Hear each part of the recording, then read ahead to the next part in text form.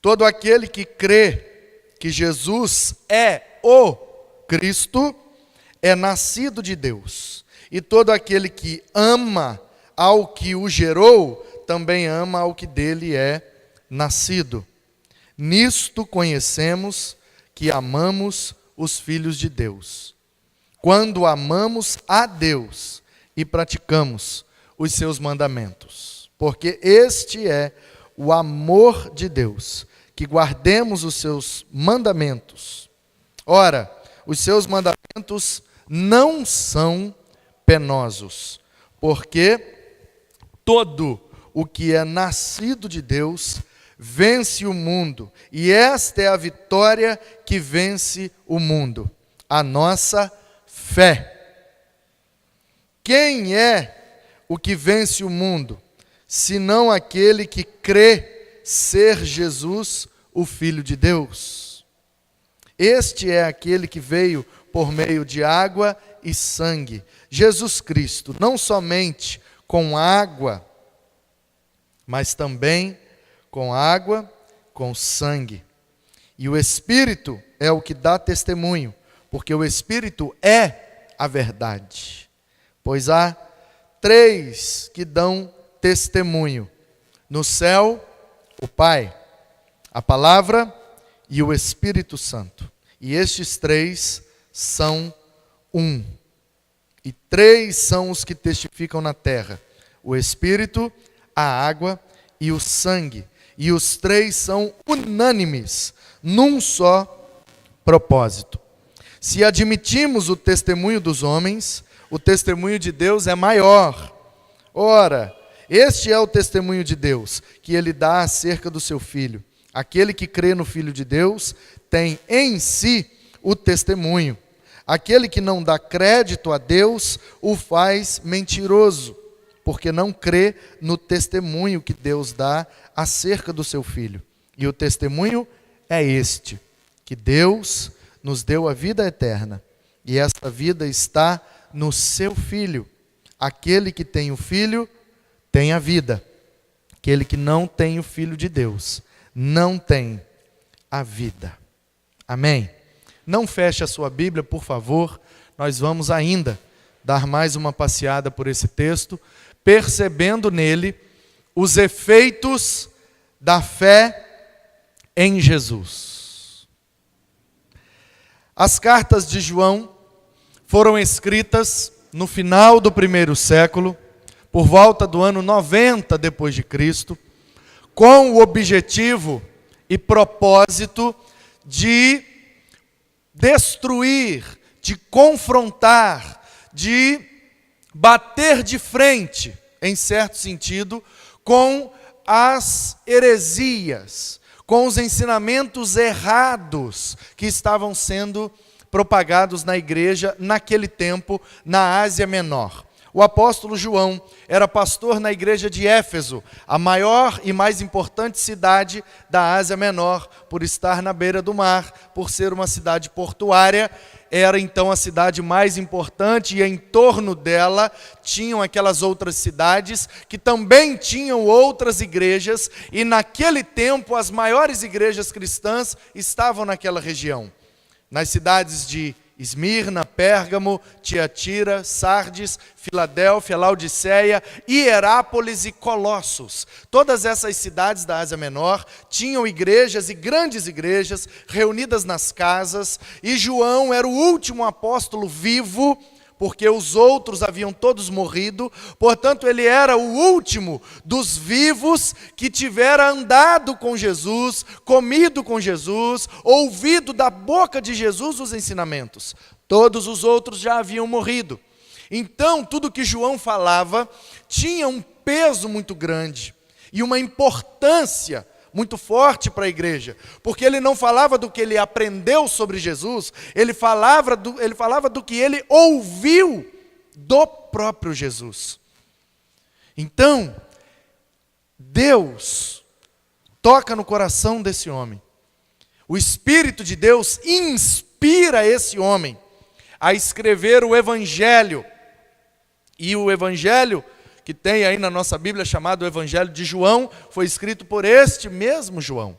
E ele escreve o Evangelho em primeiro lugar, para já na escrita do Evangelho, mudar e transformar o pensamento da igreja naquele tempo. Porque eles estavam entendendo as coisas de maneira muito equivocada, influenciados pelas filosofias gregas, pelo gnosticismo, serentismo, docetismo e algumas outras linhas filosóficas que batiam de frente e iam de encontro com as doutrinas que Cristo havia deixado para os seus discípulos. Portanto, o Evangelho de João é lido, é propagado, é copiado, mas ainda assim a igreja não acorda para as verdades reveladas naquele evangelho, onde os estudiosos chamam de quarto evangelho, porque Mateus, Marcos e Lucas, os três primeiros, eles têm o mesmo ponto de vista, a mesma perspectiva. Por isso são chamados de sinóticos, na mesma ótica, na mesma visão e perspectiva. E aí, esses evangelhos escritos em meados do primeiro século, por volta de 55 a 65, os três evangelhos são escritos. Primeiro Marcos, depois Mateus e por último Lucas, que escreve o evangelho e emenda no que nós chamamos de livro de Atos, mas é um livro só originalmente, onde ele conta tudo o que Jesus fez e ensinou e o resultado desse ensino após o derramamento do Espírito Santo.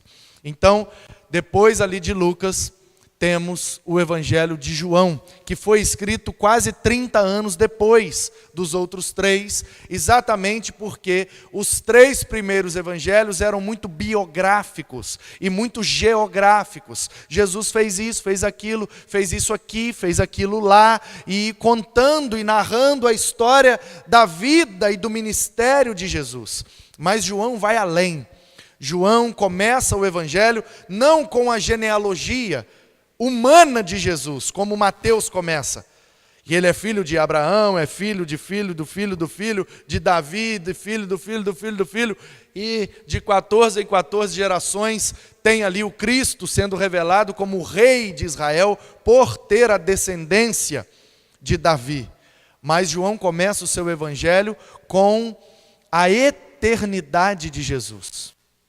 Mateus começa o Evangelho a partir do momento em que Jesus encarna, de que Jesus nasce e vem à terra como ser humano. Em que família ele veio?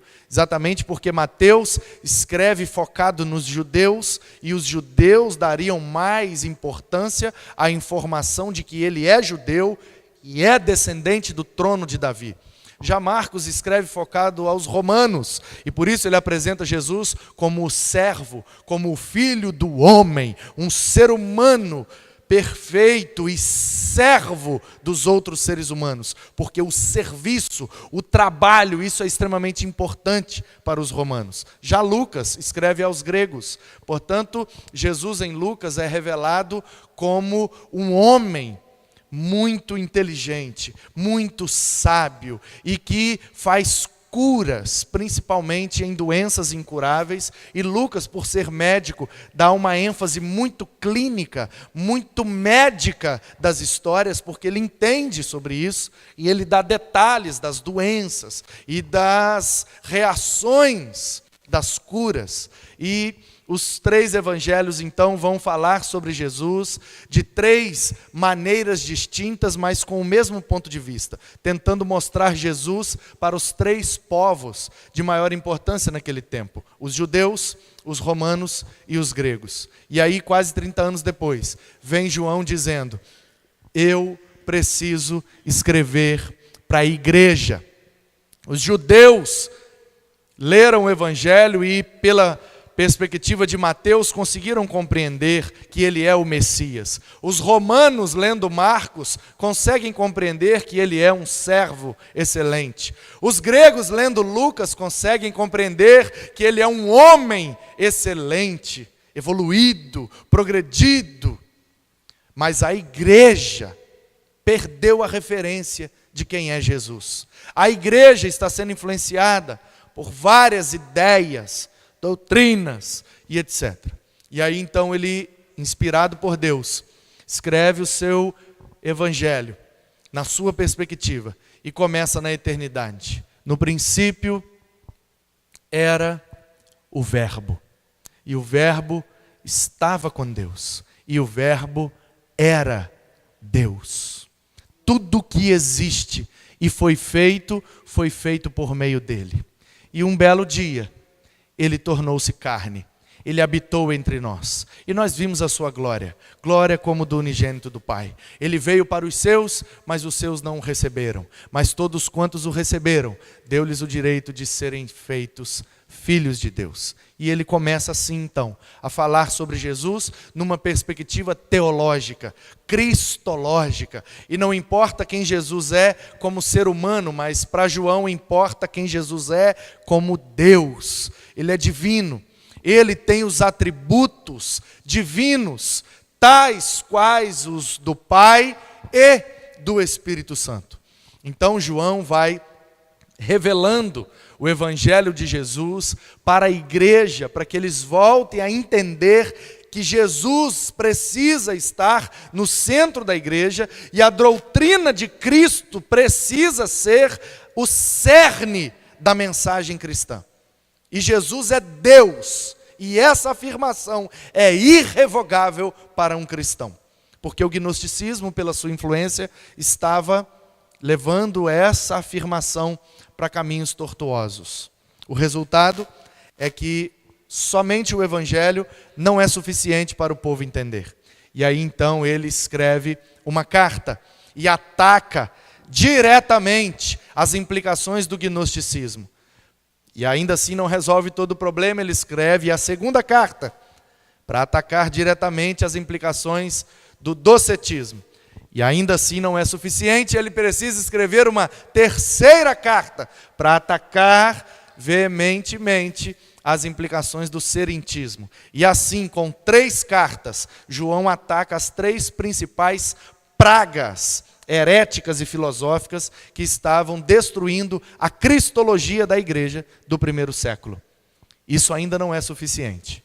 E ele, preso, é levado para a ilha de Patmos, onde então, já no final do primeiro século, por volta de 95 pelo menos, ele é visitado por Deus e Jesus então revela a ele.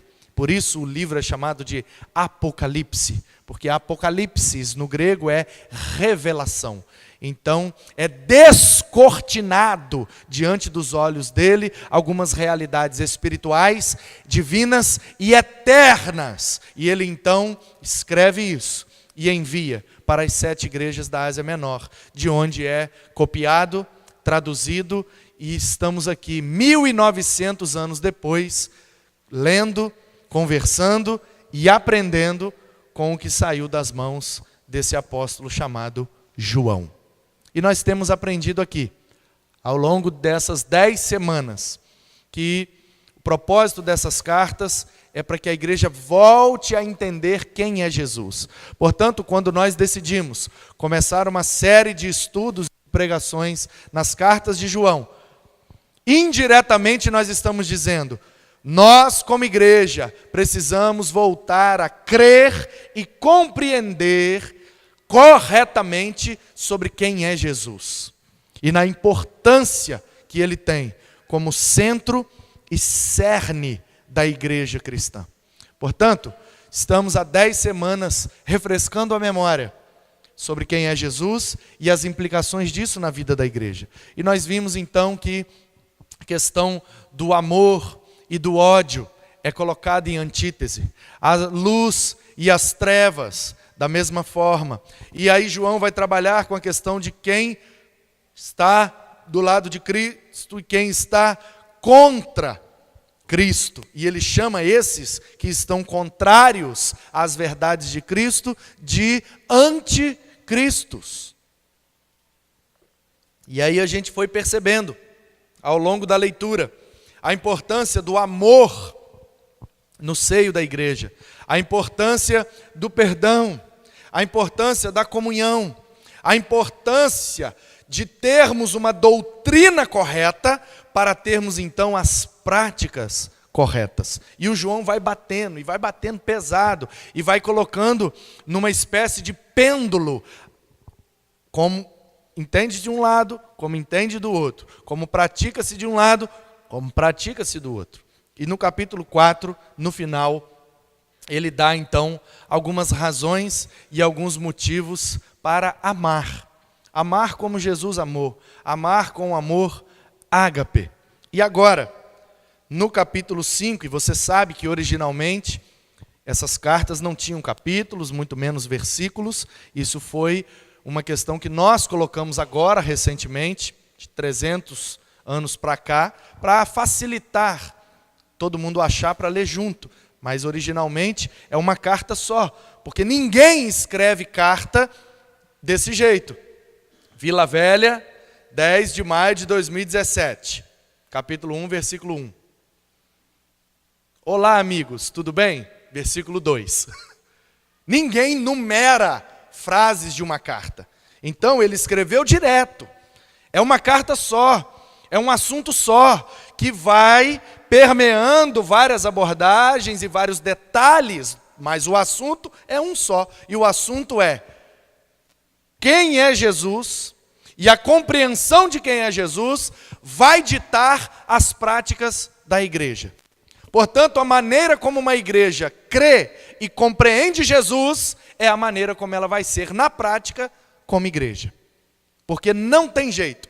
Toda teoria, uma hora, desemboca numa prática. E já dizia um professor meu: mostre-me a sua prática, que eu digo o nome da sua teoria. Porque muitas vezes a gente não sabe o nome das teorias. E a gente pensa assim: não, eu sempre pensei assim. Não, você não sempre pensou assim. Você passou a pensar assim a partir do momento em que alguém te falou isso e você acreditou.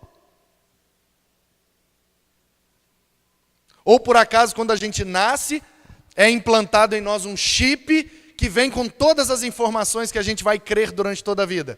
Não, a gente vai ouvindo as coisas. Ah, porque mamãe falava, ah, porque papai falava, ah, porque o titi falou, ah, porque meu patrão falou, ah, porque o doutor falou, ah, porque o Beltrano, e a gente vai ouvindo. Algumas coisas a gente acredita e guarda, algumas coisas a gente não acredita e abandona. Portanto, em algum momento de nossas vidas, o que nós cremos é fruto de tudo que ouvimos durante as nossas vidas. E é exatamente isso que o João está fazendo aqui. Ele está refrescando a memória do povo e dizendo: não é porque vocês estão ouvindo novidades que as novidades são verdades. Uma coisa é novidade, outra coisa é verdade. Nem toda verdade é uma novidade e nem toda novidade é uma verdade. Portanto, cuidado, muito cuidado. E ele trata desse assunto. E nós vimos aqui, numa dessas semanas atrás, um alerta para a igreja de Jesus. Porque nem tudo que reluz é ouro, nem tudo que está na árvore é pássaro, nem tudo que está na terra é minhoca. Muito cuidado, que nem tudo que está num púlpito é verdade da parte de Deus. Muito cuidado. Por isso eu peço para você manter sua Bíblia aberta, porque eu faço questão de pregar só o que está escrito, porque o que está escrito é a palavra de Deus. Não importa a minha opinião, não importa a minha interpretação, não importa as minhas ideias, importa o que está escrito aí. E você lê e confere comigo. Se tiver igual, é bênção, é palavra de Deus. Se tiver diferente, esquece o que eu falei, por favor, e fica só com o que está escrito. É melhor para a sua vida. Amém. Portanto, quais são os efeitos da fé em Jesus? Eu poderia falar aqui de vários efeitos. Poderia agora começar a estabelecer a minha opinião. Bom, para mim o efeito de crer em Jesus é esse, e colocar a minha experiência como regra. Mas eu prefiro usar o texto bíblico, porque experiências são múltiplas, mas o texto é um só. A minha experiência não é igual à sua, mas o texto que eu tenho na mão é igual ao texto que você tem na mão. Então vamos pelo texto, que é melhor do que ir pelas experiências. Primeiro lugar, nascer de novo. Nascer de Deus. Ou como o apóstolo Paulo, escrevendo aos Coríntios, na segunda carta, capítulo 5, verso 17, chama de nova criatura. Ele diz que em Cristo nós somos feitos novas criaturas. E ele diz, eis que tudo se fez novo. Que era velho ficou para trás. E nós agora somos novos. Porque nascidos da parte de Deus, nascidos pelo poder do Espírito de Deus, nós somos novas pessoas. E o verso de número 1 está dizendo, todo aquele que crê, olha só, os efeitos da fé em Jesus. Portanto, fé é também crença. Então, aquele que crê em Jesus tem fé em Jesus. Que crê que Jesus é o Cristo, é nascido de Deus. Como assim crê que Jesus é o Cristo? Porque Jesus é uma pessoa de carne e osso. Yeshua era o nome dele. Filho da Maria, com José, nasceu em Belém, morava em Nazaré da Galileia, carpinteiro, filho de carpinteiro. É um homem, Jesus. Cristo não é o sobrenome desse homem, gente. Jesus Cristo não é o sobrenome. Cristo é um título. Cristo é um conceito.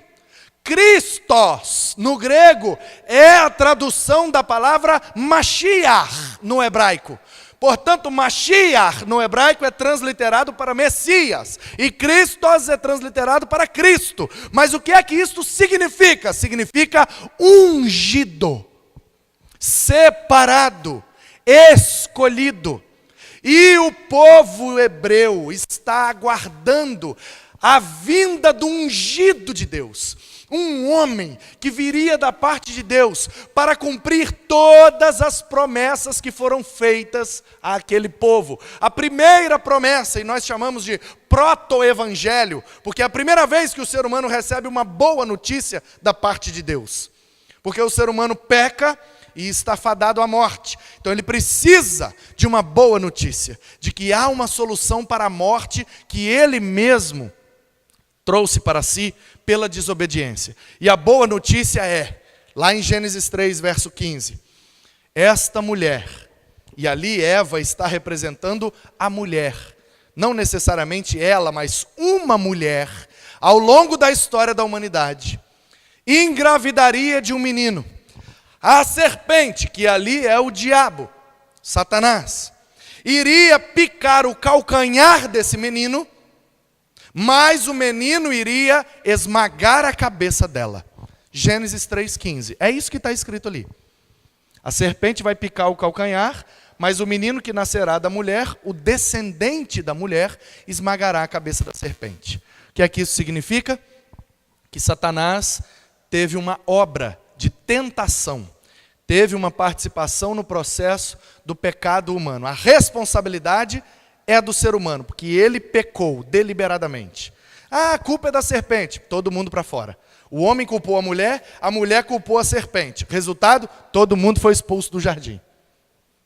Ou seja, não adianta culpar o outro pelos nossos erros. As consequências serão colhidas por nós mesmos. Você pode tentar transferir sua culpa para outra pessoa, não interessa. A consequência dos seus atos chegarão na sua vida. Ah, mas eu culpei o outro.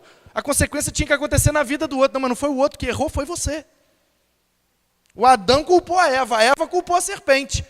Se transferir a culpa funcionasse, só a serpente seria expulsa do paraíso. Mas os três foram expulsos. Então não tem jeito. Com Deus não dá para dar jeitinho, porque Ele tudo sabe, tudo vê e tem poder para fazer todas as coisas. Portanto, o que acontece lá é essa promessa. E desde então, passando por Gênesis e percorrendo as Escrituras até Malaquias, nós temos várias promessas.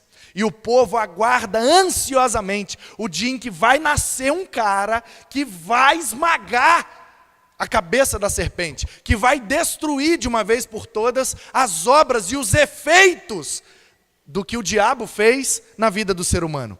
E os judeus estão aguardando esse Messias, esse ungido, esse Filho de Deus que vem para libertar a nação de Israel. E de repente, cumprindo todas as promessas, nasce em Belém Jesus, da tribo de Judá, da tribo de Levi, em Efraim, na cidade de Belém, para trazer a salvação, a libertação, tanto esperada por aquele povo. O problema é que eles aguardavam uma salvação e uma libertação política.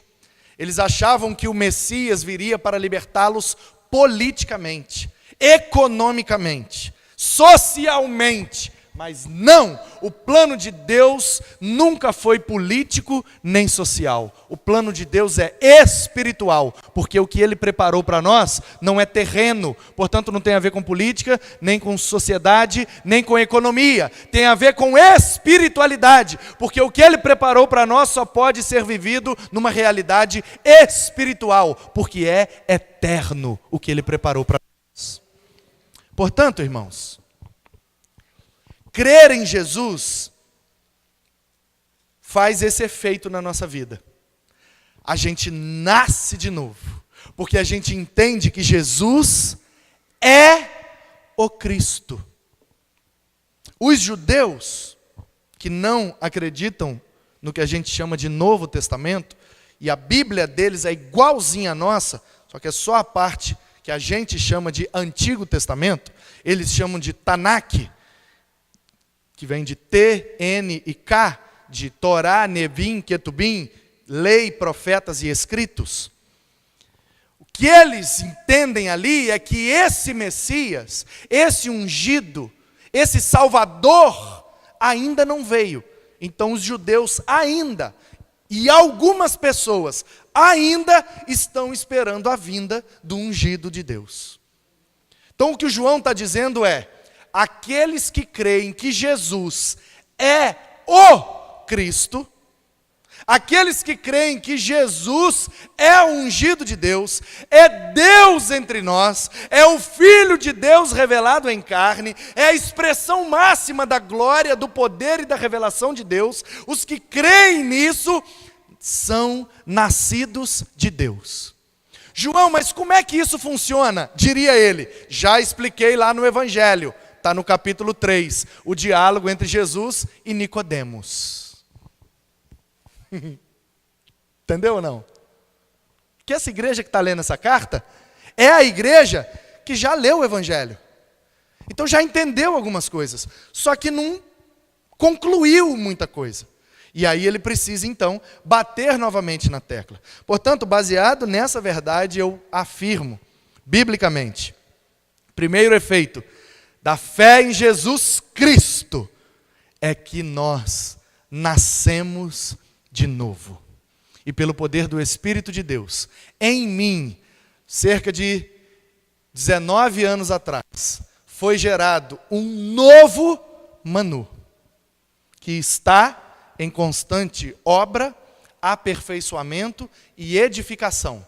Mas esse novo Manu, que foi gerado em mim, o velho Manu, pelo poder do Espírito de Deus, só pôde ser gerado porque eu apliquei fé na verdade de que Jesus é o Filho de Deus, que veio para me salvar, libertar e perdoar, para que eu pudesse passar a eternidade com Ele.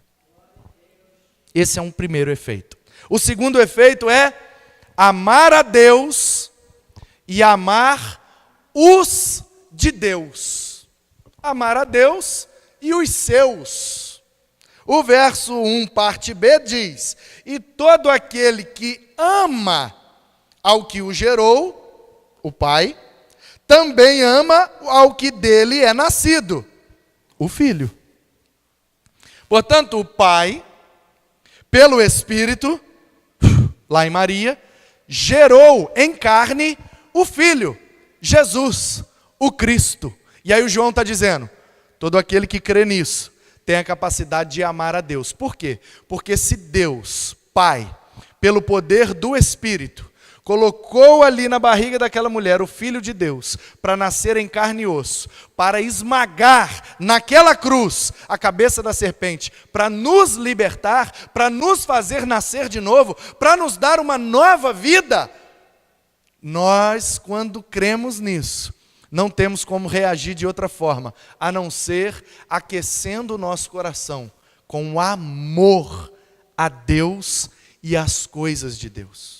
Verso 2 diz: nisto conhecemos que amamos os filhos de Deus, quando amamos a Deus e praticamos os seus mandamentos. Ele acabou de dizer, alguns versículos atrás, que é impossível amar a Deus a quem não vemos e não amar aos irmãos a quem vemos.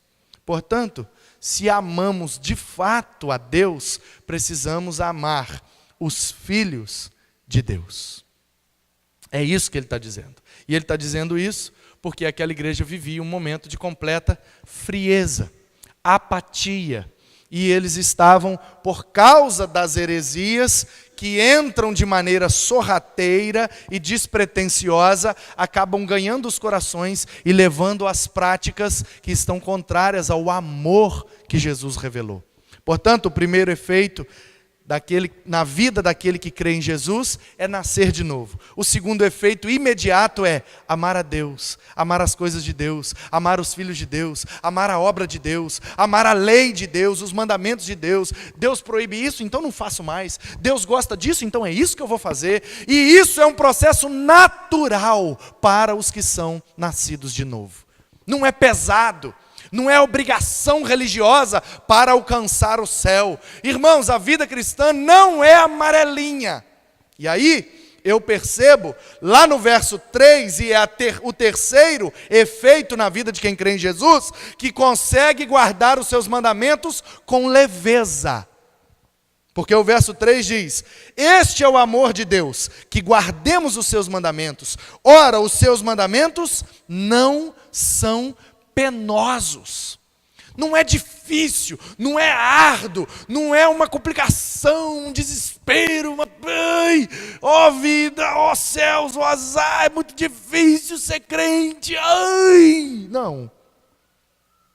Se você está agindo dessa forma, alguma coisa sobre Jesus você não entendeu direito, porque o convite dele é o seguinte: vinde a mim todos vós, Mateus 11, 28, 29 e 30.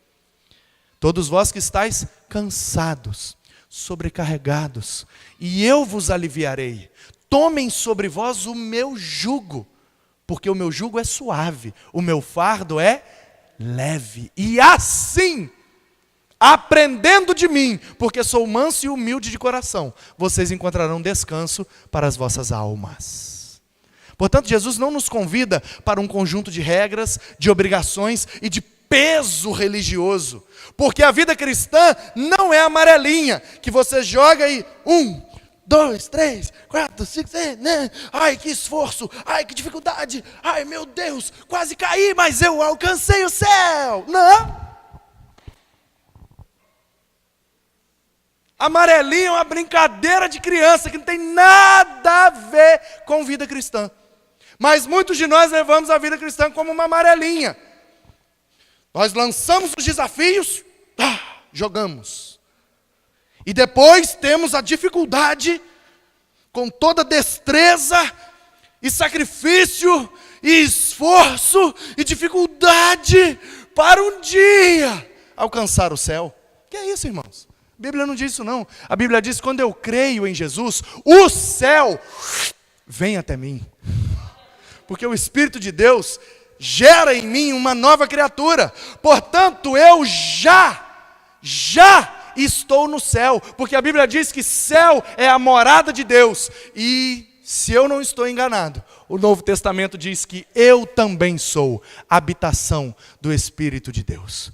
Eu sou o templo do Espírito Santo. Portanto, o que é eterno agora habita em mim. E se o que é eterno habita em mim, a eternidade já me alcançou. Eu não vou para o céu, eu já estou no céu. Porque espiritualmente já sou eterno. Aleluia!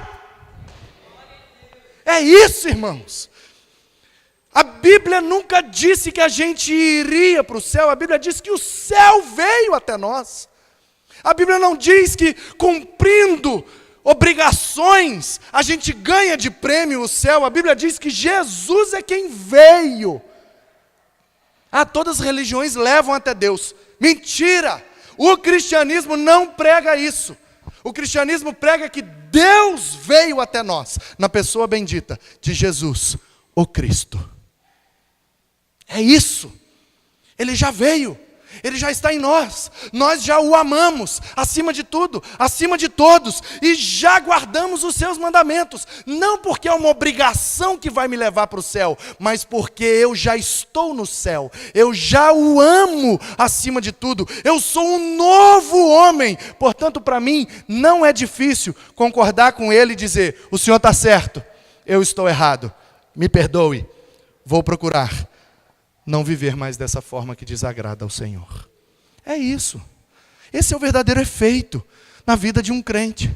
Ele é nascido de novo, ele passa a amar a Deus e as coisas de Deus, ele passa a guardar os mandamentos de Deus, não como obrigação, mas como resposta de gratidão, como bem orou aqui nossa irmã Raquel. E em quarto lugar, fazendo isso, ele começa a experimentar algo que é extremamente difícil em outras realidades, mas na realidade da vida com Deus é extremamente natural, que é o processo de vencer o mundo. O verso de número 4 e 5 diz: porque todo que é nascido de Deus, vence o mundo. E esta é a vitória que vence o mundo. Não são as nossas leis, a nossa regra, a nossa declaração doutrinária. O que é que vence o mundo, irmãos? A fé. E nós aprendemos aqui na terça-feira que a palavra grega que aqui também foi usada é pistes. Aqui diz que a fé vence o mundo. Pistes e cosmos. A palavra que foi traduzida aqui por mundo é a palavra cosmos, que literalmente no grego significa ordem, organização, beleza de uma organização. Por isso cosmos é a raiz da palavra cosméticos. O que é que são os cosméticos? Os produtos para trazer a ordem e a beleza. Cosmos, ordem, ordenado, organizado. Portanto, mundo, existem várias formas de ser entendido. O que é o mundo? Alguém diria: o mundo é todo o universo existente. Todo mundo, tudo que existe. As galáxias, as estrelas, os sistemas, os planetas, é um mundo de coisas. Outros diriam: não, o mundo é o nosso planeta. Tanto que o mapa mundi é o mapa do planeta em que vivemos. Então o mundo é o planeta Terra.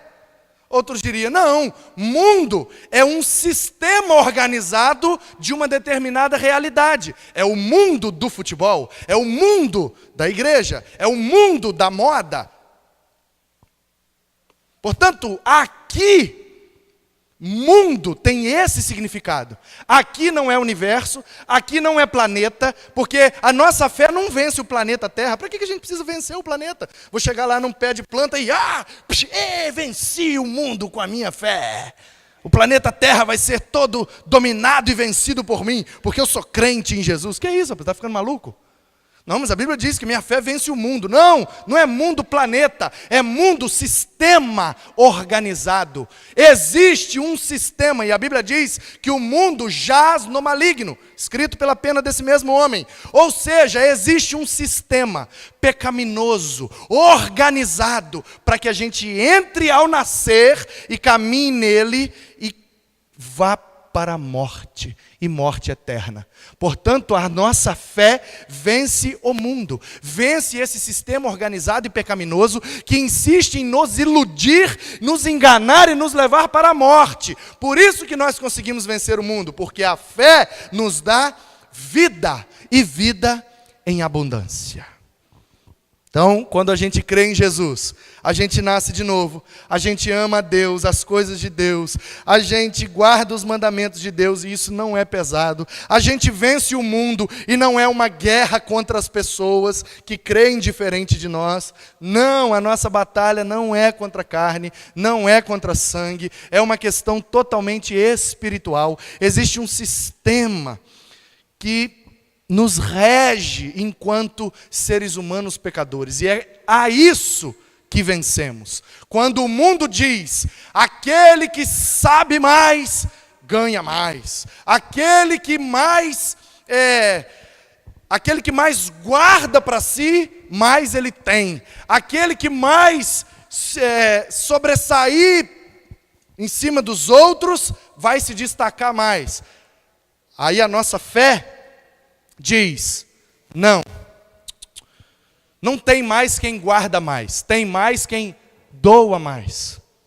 Não. A nossa fé diz que os últimos é que serão os primeiros. E o mais importante entre todos são aqueles que servem aos outros. É isso que a nossa fé diz. Por isso que nossa fé vence o mundo.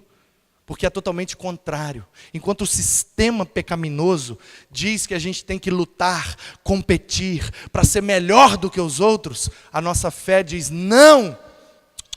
Vamos vencer este mundo, vamos romper com esse sistema e vamos abandonar a competição, vamos abraçar a cooperação. Eu faço um pouco, você faz um pouco, o outro faz um pouco. Ninguém precisa ser melhor do que ninguém. Basta que cada um dê o seu melhor. E o melhor de todos, juntos, será o melhor para todos, juntos. É isso que vence o mundo, irmãos. É ser contra o sistema mundano. E só podemos fazer isso pela fé em Jesus. Em quinto lugar, o quinto efeito da fé em Jesus Cristo é crer na verdade.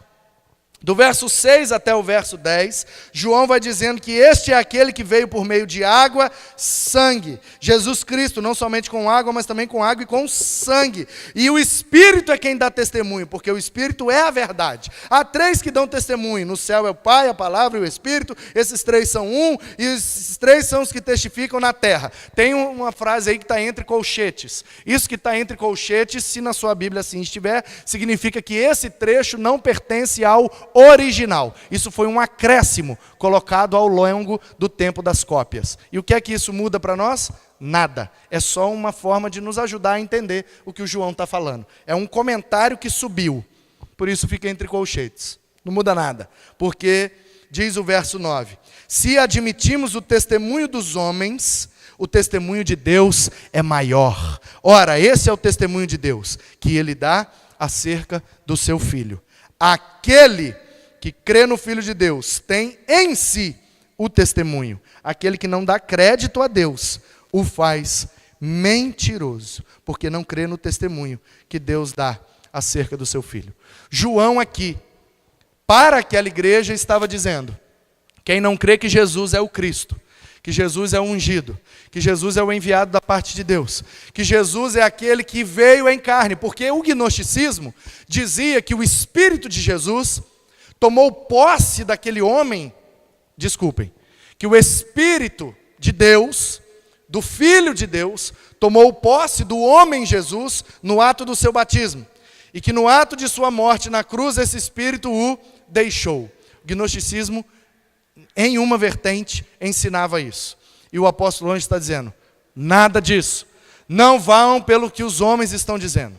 Vamos pelo que Jesus disse. E Jesus disse que Ele era o Filho de Deus, o pão que desceu do céu, que antes de Abraão ser, Ele era. Ele disse que Ele é eterno, Ele disse que Ele é humano. Eu vi, gente, ninguém me contou, Ele sentiu sede, Ele sentiu fome, Ele chorou quando Lázaro morreu. Ele foi humano, 100% humano, sem deixar de ser 100% divino. Isso é uma loucura, é um mistério. Eu não posso ensinar pela filosofia ou pela teoria, por isso que eu preciso que vocês tenham fé.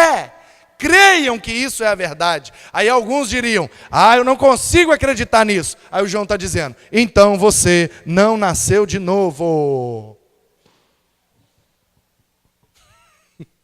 Porque quem nasce de novo não tem a menor dificuldade de crer nessas coisas. Por que ele cita aqui água, sangue e espírito?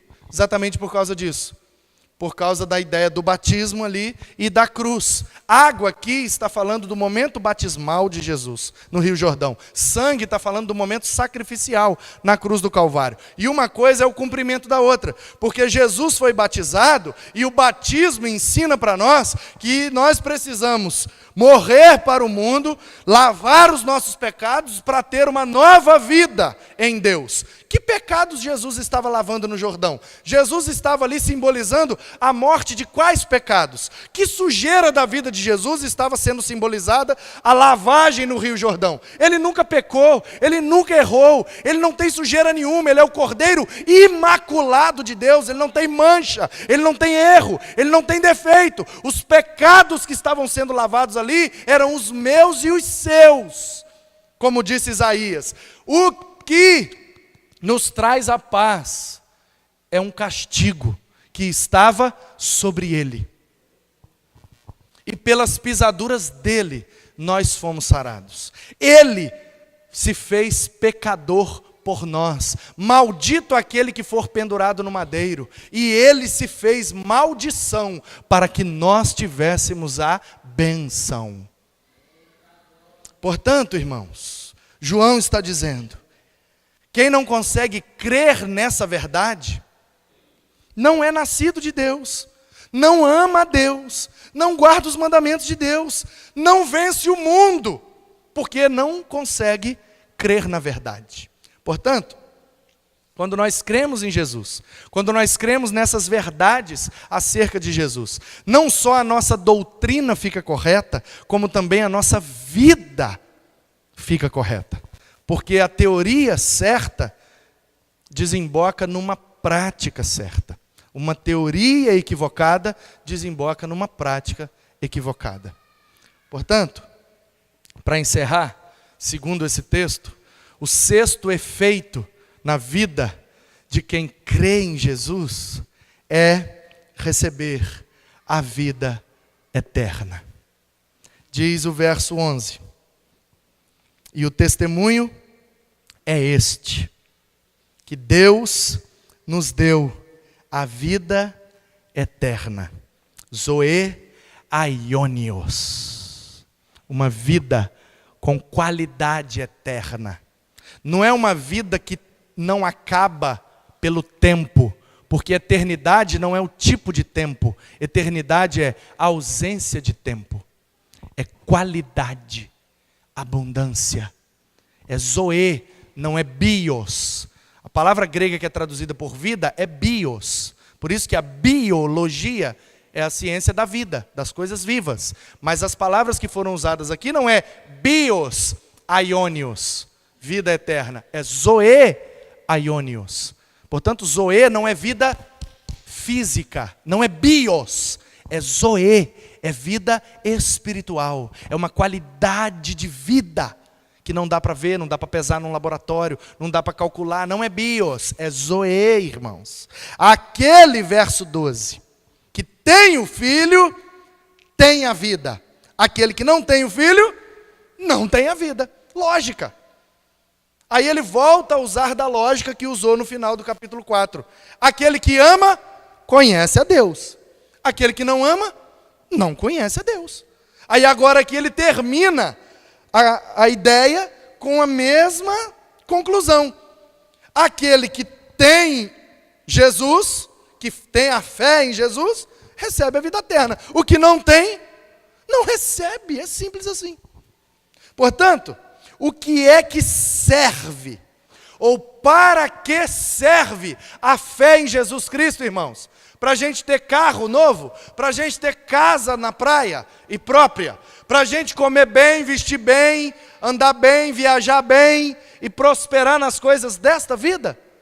De maneira nenhuma, Jesus nunca prometeu isso. Para ter nossas doenças saradas, nossas enfermidades curadas instantaneamente, para que a gente não sofresse nenhuma das consequências do nosso pecado, Jesus nunca prometeu isso. O que a Bíblia promete é quando eu creio em Jesus, eu sou nascido de novo. Eu consigo amar a Deus e as coisas de Deus. Eu guardo os mandamentos de Deus com leveza. Eu venço esse sistema pecaminoso chamado mundo. Eu consigo crer na verdade. Ainda que ultrapasse minha capacidade intelectual, eu creio e pela fé recebo a vida eterna. Esse é o Evangelho de Jesus. É isso que João está escrevendo para aquela igreja e é isso que Deus está falando com esta igreja, dia 10 de maio de 2017. Porque este livro é imutável. Esta verdade não muda. Há 1900 anos atrás era verdade. E hoje é verdade. Daqui a 1000 anos, se Jesus não voltar, continuará sendo a única e intransferível verdade eterna. A palavra do nosso Deus. Louvado seja o nome de Jesus. O Deus que se fez homem, para que nós pudéssemos viver com Deus. Amém.